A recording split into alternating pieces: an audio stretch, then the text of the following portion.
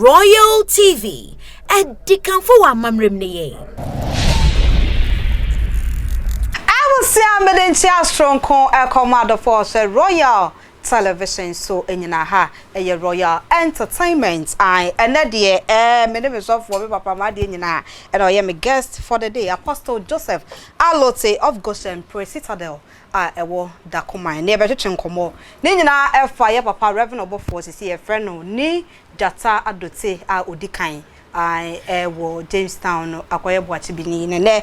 ye bisa wo sofo se papa wakoye sofo we wasan yankrani ye se wo bi oye sofo ye besan si ne he na empo eni nyankopon asem ebo ebra ene ne keke ka ho ene papa wo ye de oba be fire kai se medi na ye ba kope nana ya biama evergreen lady na kai se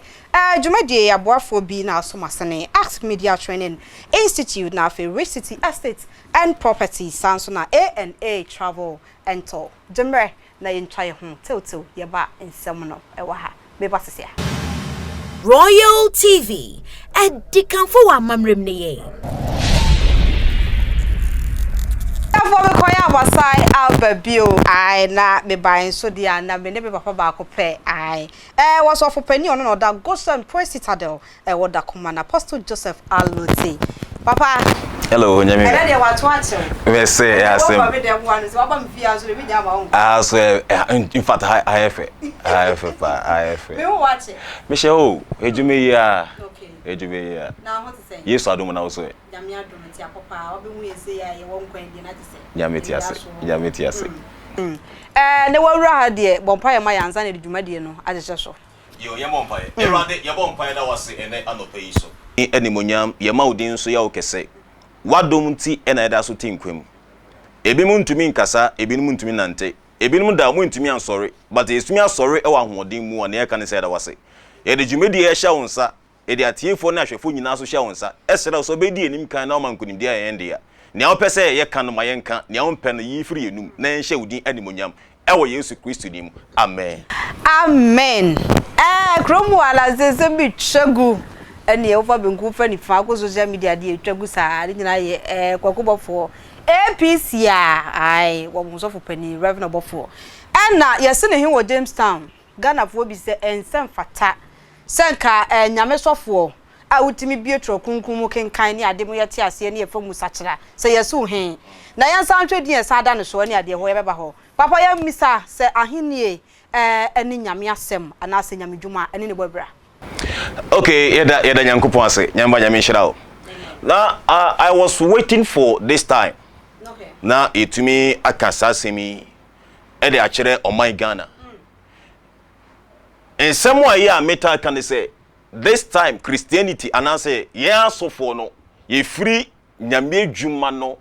our purpose anyankopon fra ye no ne mandate anyame de ma ye no ya dwane free ho ya mani free ho ye bi foforo now say obi eye banker okay ewo ade a ode ye ne dwuma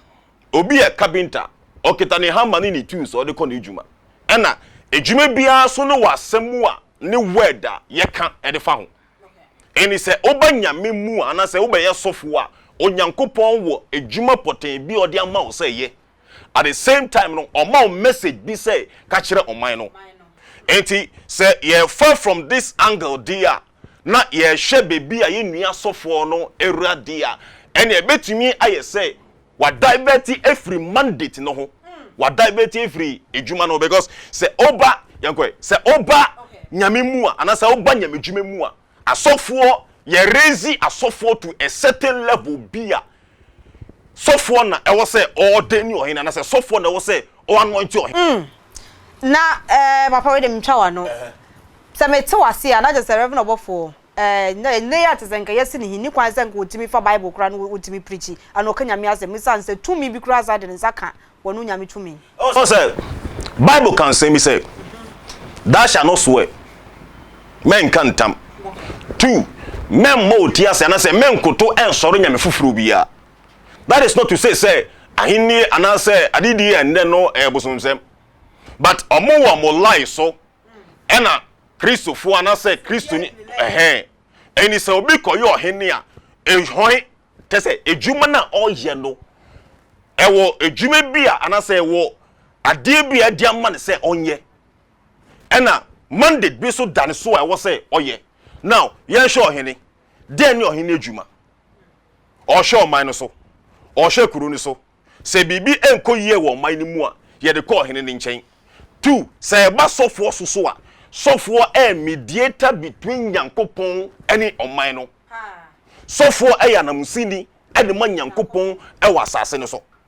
what they say any say sofo a wo sin Nyankopon anem e na sunsum nsem so no wo na wo ginem e mo oman no ona wo ye gatekeeper so e de mo oman no any say bibi e bo oman no so a wo na wo say obo no koko anasa wo ka shiro oman say weni ade a eba no man no I steady and he say ekoba say o jai sa ade ni to o jai nyame di ni to anasa o jai mandate ni to na sunsum nsem o jai to na pe obi di anasa nia ense o lie anasa enfa o lie so no e ho na o fa meaning say ni onyame di sha say ye no we jai Nyankopon di ade ato okay di nyame sha say ye no we jai ade ato ho ye nia wo pe ye sha de ahenie ana ahensie eni amamre ni ade nsabu oni sa ne ma no sesi ana wo se yesi ne he no nyame ase bible no bekura ka ho wo wi asa kogunsa anade no befa ahani baby a case no because mean to me enka say me your hene whereby say ye amamre ni amane no menye bi because me share ni video no asem o kan say ofra me anopa o ofra me wia o yesi ne he na ana okay na se mantia na se manje wo so a menkwa enfiri mi nsem ene ne word a na just ho kran so de ne nkwa so asa akwa to tacha wo what you say okay eni se ofra mi anopa se ye gu nsa na efra wa anopa obekọ de so mu kro obekọ se ye twa ni peti na ye fra wa obekọ bi ade bi a ye nyame asem embo bra no se ye fra wa obekọ bi once wapa ohu achi wapa ohu achi wa kantam no die e wo se wo yes ade no enti se obi e wo nyame mu a na Nyankopon frɛ na nopa ofrɛ na ewia ofrɛ na nwumere na ogye so a wo so akantam se ye frɛ wa nopa ye frɛ wa ewia na ye frɛ wa nwumere a obegye so enti se nyame frɛ wo sisi a na ohene no so frɛ wo ana se o manye no so frɛ wa de na wo fa sisi a that is the questions sisia ni ebisa sisia mwedi ase medisi mu ntam so mebisa obi beka se bedroom rebi papa be nyaaya nka wasa wo nyame mu ana nyaaya obeka se minyaaya nka my mama meji sa asodi we ana me so ebetom ni bi obepa no nwachi akasa nyababa mama you release prophecy bi into ensheni ti in some months to come 3 months from today 3 months from today there is going to be some group of people be ewo krone so sempe krone Jamestown ho no yesi obofo hin yesi obofo hin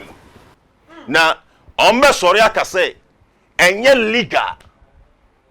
na abema akasakasa na ebufu esi ewo hin na yesi no no ariase enti se minua sofo no ni beba ne ho so a bebi a we do no wasom ena say or sign so a best type bi it but ni nyame e kanie nyame so mi hunie say 3 months from today ye market any date minimum date mum de but any date ye market fanto 3 months from today yeah I start to be corrected 18th yeah ebesi na esia ebema misunderstanding one sha etutu okura po bebem na ta se amanfo wo Jamestown ho no omo bonyo so omo mpene so eno no so wa nanka wo so odi ade ene ya petu di ade die na ma kwakubofo ana onim eno de minim sala ni se wo so bi edi ade okay what you say membe ye tribalism wo ha but minim se wo so bi edi ade ena ye gia Philip nsem ene de ma menua sofo no but the whole thing is say there is going to be a group of people be omo leader edomo ano na omo beka say we crap a ya ye no error mistake enti mistake ni nti no mo wa yen sorry ye ho na nasem na say yen fa nasem enye adwuma enti ebeye uprising kese pa ewo sempe kronim ho ewo ho Ebe boachi bidin. Papa ya hwade o. Tesi ano enya si ne hia Ghana fo bi kromu a ene ekumazu eze asantiri de eden na yesi ne hin wonkran ha. Ahini ne bekwa akosisen. Ana obi beka sesika bi ta kire bibi wa kire wonim obi links bi anazanze kromu ade links nti ube nwa na ne wanya dwuma bi ye wanya bibia ayente ase ana watabdi sika de amampanifo ni bi ene ye hu ni mobo ne ama no sa position no wo ahini mu ana. Okay, say ekoba that line there. Ere mean to me enka say menu asofo no wakomo bi sika. Okay. Because Bible kwapo no offense my gandim. Ena ade a enye wo de anase ade a wundu hu a ye force do hye konsa oji anase o meni kwa we fe aba. But mame fan free this angle. Say me fa obi ohene a. One, krofoforo so nipa sabi. Yemfa ne sesenia me papa santini ewo hoi. E won say enkrahene anase sempen new adote otinto. E consulto asantehene menhia palace. Na okacho ne say ngode hia ba ku bi wa ha. A ye pese ye na say anase ye ni di ade ewo nkran kromu a because say asantehene say bi asantehene free kumase na oba obe obesuye obofo ewo Accra ha because see obe yo hene ewo Accra. What they say, it is a way of Hindia, and ye, nanka the right process. I was say, I'm moving say, young fa a message and command something. He say, when you are there, and I say, I'm from commission, and can you say, when you are there, per se, and ask to say, on Ben nominate you be a manipana by an answer, ye manipana, and I say, yes, for nano, on why, and he say, I mean, she a jitu musa, young fanny, and I say, young fa, I need a manner, near mano, and a two say, men she and jen to mua, meaning say, I was so before for also. Ye no minute bi foforo na yede ni si ade anase de ndi ade ewo nkran kromu ha but say menhia agetumu a na ye pushia meaning say ebetumi aye possible say asantini beji atum na o ma yaye no hene ewo nkran kromu ha na se bibie ni na nkran hene beka kire asantini a obetumi apase through ye nua sofo no so na odakoma menhia. Yes, said ye besi wo achi. Ebusia ye ntwa ye ho emra ye ba. Ba ko bi wo ho. Eno no oto ose pa konya tra so. Ejemre pretty bi ne twa. Izanze ho dem di bisa papa be gada fo dem ka say, "Hey, nana ya bia ma wo ba yo." Na kai say ye Ask Media Training Institute and TV presentation, radio and our person your camera works there. Ye oda so say obenzentre adwuma so na ba dia ko Ask Media Training Institute. Sounds on a City Estate and Properties. For estate properties in one man so dear a sounds na A&A Travel and Toll and Kata 7 for aquentu ho dia enko ba bia fo ni A&A Travel and Toll jembre na ye basisia Royal TV edikanfo wa mamrem ne ye for I better must say sending na mo jemre na mo twen ye to aso papa say dem di kan say we de obi am pension no na won tsan say dem di betum no tesi ade ye duru so ne ye papa din wabafo din ayesi ne he ye de ama no yesi ni adote data 1 na etra say wo sofo de ne nka wo yesi wo he ye didi to wa data so ye di data de zeni hu okay me te ano simpe fi ho na mi free Sempe fi na mi free. Because a friend Joseph Alote. Sempe James Town yesi. Obofo he na ho na wo fi. Okay, papa ne boemu, we de boemu saa ne nko. It is say your fo bi o he ne a. Akonya na esi ho no ewudin. Okay. Enti din a eda akonya no so no. E na ede mo no. Na nyame nipa de se nka bibia o limit o. E was nka wo mo hwe. Eno na Bible ka say ofre no wa mai din fufuru bi enya asase su din osuru din. Enti yende no nyame sofo ohwefo odifo enti office as a prophet no sesi ya no prophet kum and as a prophet stroke ni jata ti de na abeja to na de na abeye ti ya nsom nyame no mienu Bible kura ka ho asem okay menua sofo no reverend obofo ade ba ko o mo ne se sabi etari adidi ne ho no e na problem papa bibi tayo adidie hu e den a ye begu nsa 1 ena Bible so kasetia ena 2 ye nya si wo hene so a ye ma akonya yere so dia kan na we de masre na everybody say ohima ba ko pe kinziara so for mama ye ne dey o say onu suntimu ya ndozi ade oni say gromu ade ne dia ene yesa akofo ba wona ji e deep what they say e deep eti ma to me bo ase e na me call low sisi ya but at a point in time they be nsem so ye be nsem so what they say eti ni adote no me chire ba mienu ana se bi chire miensa be adote adote ni so ase ye dey adote e nkrendin okay nkrendin eti ye be fro bi adote ni mwe ni akwe sa ni side no enti adote no eye ebi a last born na say fourth born na say fifth born enti say ye de ni adote no e de amana meaning say onu ni din e odi free ni krom e de ba ye no we ye no de free ho e na ni adote ni sisi ya na e frɛ no say kwakubofo ana say bofo antwi ze wanwan no didin no ye fa mani biu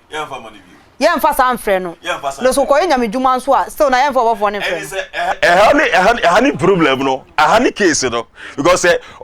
kogina sorry dem a ye friend prophet obofo ana say ni adote eti yo ade nyina ho kwan na so nye ni nyina na fata ye eti na midi kan say me say sofo no o adwuma bia Nyankopon de ahye wonsa in the book of Ecclesiastes and I say Ezekiel chapter 33 or say nyame aya wo hwefo de amon man no na say o say ye bi bo man so a wo na obe shen trumpet no na o ka kire o man say o man ye bibi say eba eni say wan shen trotobento no na o say ne beto o man na say o say ne bo man so a ye be gi o man mo gya de firi unsem eni say o ye wadwuma so yi a eni o man mo gya no eni unsem and here is the case say onyame ama osoro Monday December na be guide gate no man no one that said this time no nyame adwuma ne asofodie ne Christianity tuabum ne nyina ya basa why because ya asofo ne Monday ta Nyankopon dia man no ye gya dia to adwuma nyame di man say ye nye no ye adwuma na to na ke ba ne say na meme say te wa twen se bra be ka nyame adwenkyere o man no yes me he o se me be se me begunsa ti eno sa no nyame so afro se be ya de obi wu e bon pa ma no o he so afro se begunsa ti ade na abeko ye ma me so me di ade o mi o hene me so me yo hene na o so sa ya so fu yi ti boya ne dey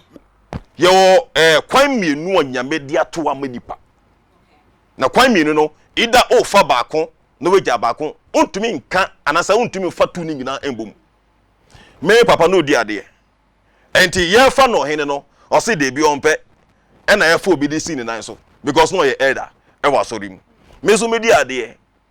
o de say but osuru frɛ na nyame di afrɛ ye ni nti no ye hu se ye fa obi ohene a ye de nipa ne beba so dem ho na me sofo no mabompa ya ma no na me ma anoint no because Bible can say me somewhere say onyame ka che somewhere say onko Joseph na wa ye obi ohene wo ho no nko si no ohene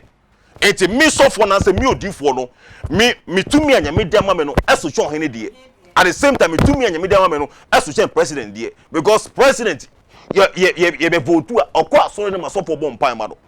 enti say ye asofo no ye gya mandate no amodeni authority Nyankopon dia maye no one that say and aso for your herbalist no one that aso for papa no dey that's together aba ho no one that aso for malotonomies what they say because ye djuma na nyame dia maye say ye nye no ye hu